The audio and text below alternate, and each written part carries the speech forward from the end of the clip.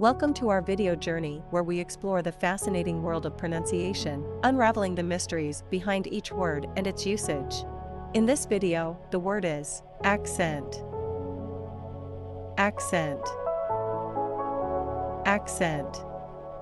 Accent is a noun that refers to the way words are pronounced in a particular region or by a specific group of people, which can include variations in pronunciation, intonation, or speech patterns.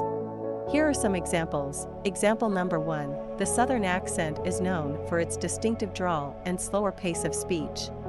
Why accent is used in example number 1. Accent is used to describe the way people in the southern United States pronounce words, including unique speech characteristics. Example number 2. Linguists study accents to understand regional language variations and the impact of culture on speech. Why accent is used in example number 2. Accents are mentioned in the context of linguistic research to examine how regional and cultural factors influence speech. Stay tuned for more linguistic wonders and join us in unlocking the magic of language. Thanks for watching, and until next time, keep speaking, writing, and embracing the beauty of words.